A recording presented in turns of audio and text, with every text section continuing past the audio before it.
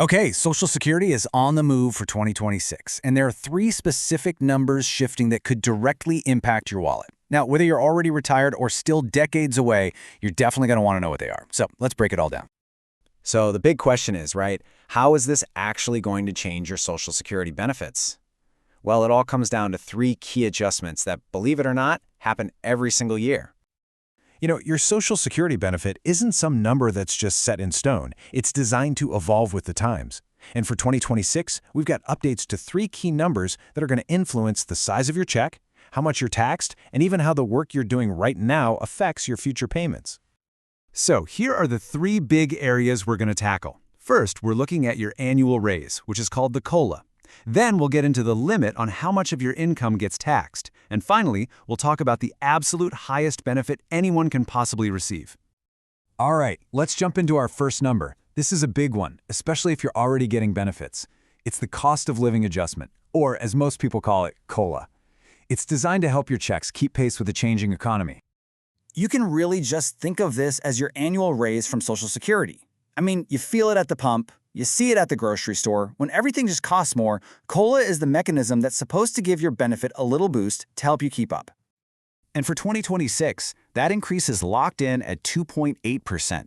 Now, this number isn't just pulled out of thin air. It's specifically tied to the inflation rate from the summer of the previous year, which gives a pretty good snapshot of recent economic pressures.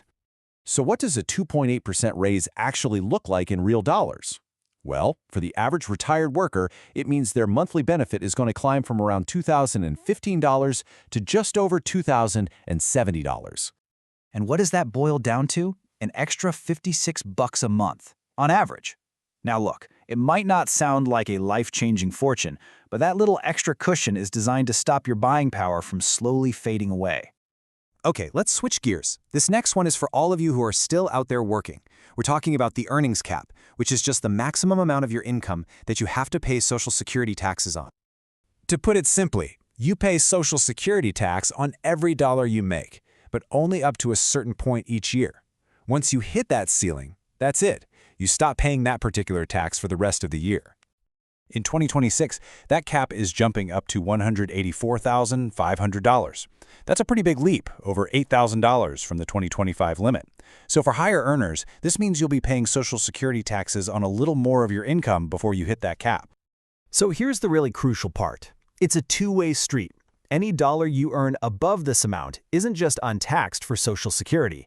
It also doesn't get factored into the formula that calculates your future benefit check. All right, our final number. This is the one that always gets the headlines, the maximum possible benefit a person can receive. We're talking about the absolute tippy-top highest monthly payment you can get from Social Security. For somebody who decides to retire at their full retirement age in 2026, the new maximum monthly benefit, the benefit ceiling, is $4,152. That's a nice bump up from the previous year's $4,018. But, and this is a big but, before you start planning your retirement around that number, you've got to understand just how incredibly rare it is to get it. To even have a shot, you would need to earn the maximum taxable income, that earnings cap we just talked about, for at least 35 years of your working life. It's a really high bar. And this chart, wow, it really puts it all into perspective, doesn't it? That maximum benefit of over $4,000 is nearly double the average monthly check of around $2,000.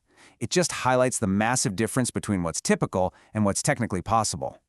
So we've gone through the numbers, the what. Now let's talk about the so what. I mean, what does all of this actually mean for you and your financial planning moving forward?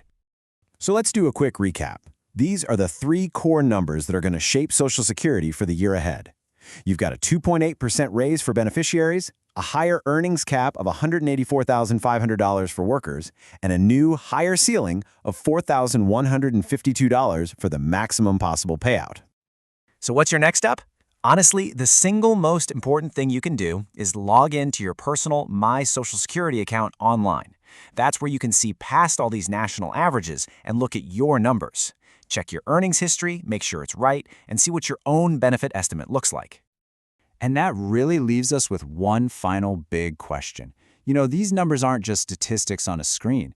They are the actual building blocks of your financial security in retirement. So take a moment to look at your own plan and ask yourself, are you ready for what's coming?